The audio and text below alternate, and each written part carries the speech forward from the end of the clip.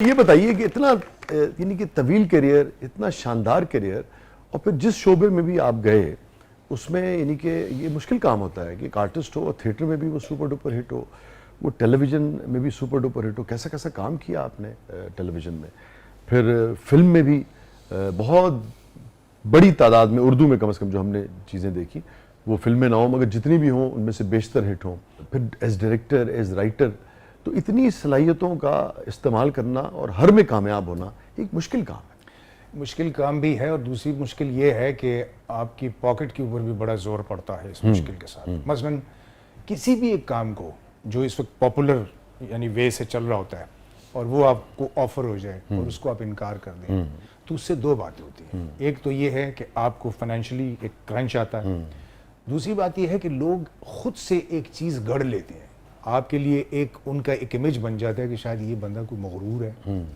या ये कोई काम नहीं करना चाहता, या ये कोई और डिक्टेटर टाइप का किरदार है। ऐसी कोई चीज़ तो है नहीं, मैंने अपने अंदर या अपने काम में या अपने रवैयों में या अपने दोस्तों की महफिलों में कहीं ऐसी चीज़ तो नहीं देखी।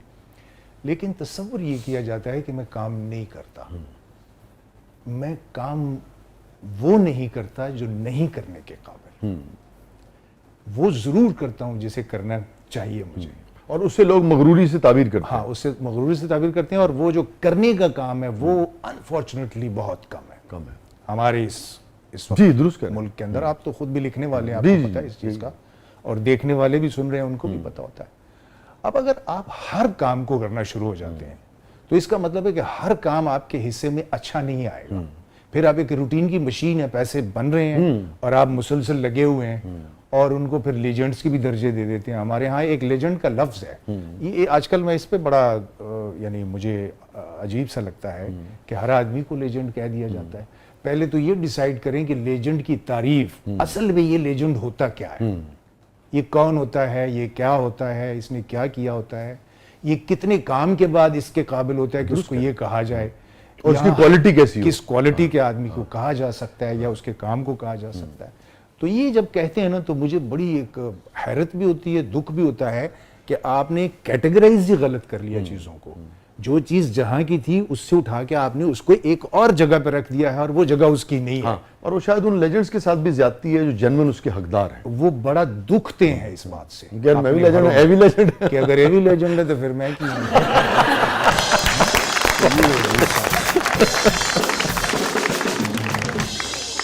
तो ये जिन शोबों में आपने काम किया सब, उसमें सबसे ज्यादा लुत्फ किस में आता है जब गुल साहब को?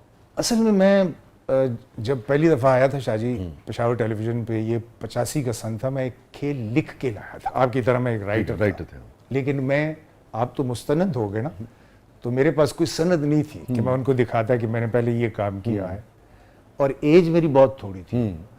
तो जब मैंने स्क्रिप्ट दिया तो उन्होंने देख के कहा कि ये आपने लिखा है? मैंने कहा, कहने लगे नहीं। मैंने कहा हाँ।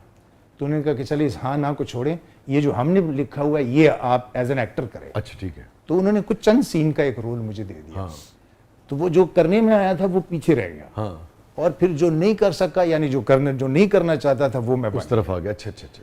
तो मैं ये कहूँगा कि मुझे एक्ट करते हुए बहुत दिलचस्पी महसूस होती है, लेकिन वो बड़ी स्क्रीन पे, जो कि बदकिस्मती से पाकिस्तान में इस वक्त नापैद हो गई है, या उसके साथ कुछ जो सितम हुआ है, या जिस तरह से उसको खराब किया गया है, मैं लफ्ज़ बार बार बोलूँगा, किया गया है। याद रखिएगा यहाँ काम करने वाले बड़े अच्छे अच्छे लोग थे जिन्होंने किए, और उन्हीं की लेगेसी को लेके लोग आए भी उनके अंदर, लेकिन कुछ लोगों ने फिर डेलिबरेटली कुछ चीज़ों को ख़राब करने की कोशिश की और वो बदकिस्मती से कामयाब हो गए। मसलन एक बुरी फिल्म हिट हो गई और लोगों ने कहा कि ये बिजनेस का बेहतरीन रास्ता है, इस पे चले। तो फिर क्या हुआ, यानी एक अच्छी फिल्म का न चलना और बुरी फिल्म का चलना, ये दोनों बजाते खुद एक अजाब बन गया। दुरुस्त करें स्क्रीन के लिए बहुत बैड लक है। अब उसको ये अलग नहीं कर सके। अब ये जोर लगाते हैं कि रिवाइवल ऑफ सिनेमा, या दूसरा सिनेमा, या तीसरा सिनेमा, या दूसरी एक्टिंग, या इस जगह से कोई टेक्नीशियंस ले आओ, या इस तरह से कोई बंदा इंट्रोड्यूस करवा के उसको एक स्टंट प्ले मारो तो इससे ये फिल्म चली जाएगी। लेकिन ये कुछ चीज़ें हैं, मसलन एक फिल्म है जो चल गई, किसी एक टाइटल से चल गई, किसी एक वजह से चल गई, लेकिन वो रास्ता नहीं बनाएगी दूसरों के लिए ताकि वो पूरी तरह से फिल्म। वो मैं आपकी बात अगर समझ पा रहा हूँ तो आपकी बात बड़ी होती है। आप बुनियादी पे कहने कि जो होते हैं ना, अपने पंजाबी में कहते हैं अपने हिक दे जोर थे, कि अपनी सलाहियतों के ऊपर फिल्म जो है वो तमाम तर अपनी ओरिजिनल फिल्म हो और ओरिजिनल सलाहियतों पे चल रही हो, किसी नौयत का सहारा न लिया उसने। और दूसरी बात यह कि वो मुख्तलिफ हो। हाँ, मुख्तलिफ हो। अब क्यों लोग एक तरह की फिल्म, पाकिस्तानी फिल्म इंडस्ट्री को एक तरह की फिल्मों ने मारा, यकसानियत ने मारा। यही आवाज देखे ना पंजाबी फिल्मों के लिए भी चलती थी, एक फिल्म हिट हो गई, 2 हिट हो गई, 3 हिट हो गई, बस ठीक है, हो गई। लेकिन इसका मतलब ये नहीं है कि अब उसके बाद बुरी बन रही है और तमाम हिट्स के जो एक पैरा था, ये जो उसका रास्ता था, उसको खराब करना शुरू हो। बड़े बड़े अच्छे एक्टर्स घरों के ऊपर बैठ के चले गए, जिनको उस दौर में अच्छा काम करना चाहिए था, मगर यहाँ पे एक पैथेटिक काम शुरू हो गया, उसके ऊपर लोग चल पड़े। इसी तरह पश्तो में हुआ। पश्तो में भी वो लोग उससे नहीं निकले, वो बदमाशी इज्म से और डाकू इज्म से, और तो लोग कब तक बर्दाश्त करें? लोग चीख चीख के तो नहीं कह सकते, वो फिर आना मना यही एहतजाज है उनका। वो कहते हैं कि नहीं, हम फिर फिल्म नहीं देखना चाहते, अगर आप नहीं बदल रहे तो हम फिल्म नहीं देखना चाहते। और वही हुआ, वहां भी यही हुआ, इस इंडस्ट्री के साथ भी यही हुआ। इवन हिंदुस्तान के अंदर भी फिल्में ऐसी थी। हाँ, उन्होंने भी बहुत जबरदस्त किस्म का रिस्पांस दिया पब्लिक ने कि बदले आप।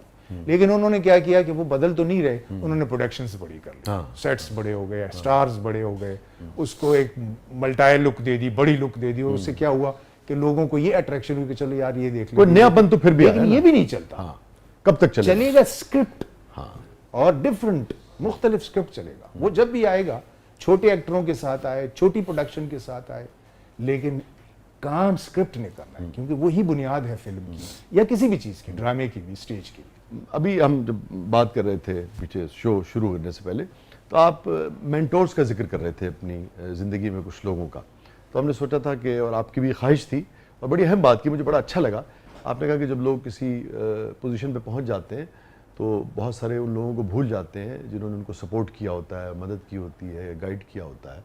तो हमने सोचा था कि हम उनका ज़रूर आज तस्करा करेंगे, तो लोगों को भी ये भी एहसास होगा कि आदमी किसी भी पोजीशन पे हो अपने बड़ों को याद करना चाहिए। इसलिए भी कि उन्होंने जो किया है वो फिर कल करें। यस, बिल्कुल। या उनके जो नीचे काम कर रहे हैं उनको भी एक तलकीन हो कि ये करना चाहिए। ये कोई बुरी बात नहीं थी कि उन्होंने किया, ये ज़रूरी था, ये ज़रूरी था, और उसने अपना हक अदा किया। आप पे कोई एहसान, हमारा फर्ज है कि उसका जिक्र, लेकिन आप याद रखें कि उसको लौटाया जाए। तो इसी तरह ही मैं 94 में थैंक यू मैच हो गया था कि जय जी और फिर नहीं तो ना सही है। हाँ जी, उसके बाद फिर 2 लोग ऐसे थे जो मेरी लाइफ में ऐसे थे जिन्होंने रोशनियाँ लेके आए, वो मशाल राह बने और मेरे अंधेरों के लिए उन्होंने चिराग भी जलाए, और मुझे एक तरह से एक नई ज़िंदगी देने में उन्होंने पूरी तरह जो है ना मेरी साथ उन्होंने निभाया। एक तो अफजाल साहब थे, अल्लाह उन्हें मग़फ़िरत नसीब करे, जो थिएटर का बहुत बड़ा नाम है। मैं आजकल कभी कभी देखता हूँ ना तो लोग इग्नोर करके गुजर जाते हैं थिएटर के उस नाम को। नहीं तो बहुत नहीं, कई लोग नहीं बोलते, नहीं बात करते, तो मुझे दुख होता है कि देखिए पाकिस्तान ही नहीं, साउथ ईस्ट एशिया का सबसे बड़ा खेल उन्होंने दिया था जो आज तक किसी से ब्रेक नहीं हो सका। तो उस शख्स को तो आप इतना बड़ा कम से कम ट्रिब्यूट दे सकते हैं। और पाकिस्तान में किस नौयत का थिएटर बनाया उन्होंने, जी थिएटर बनाया, और शौकीन आदमी, हाँ बहुत आखिरी दम तक सब कुछ दे दिया उन्होंने। ये उनका घर था जिस पे थिएटर बना, तमसील, यानी आपने घर को उन्होंने तोड़ दिया और थिएटर बना दिया। तो इसका मतलब ये है कि इससे बड़ा शौक और डिवोटेड आदमी मुझे नहीं लग रहा कि कोई और होगा।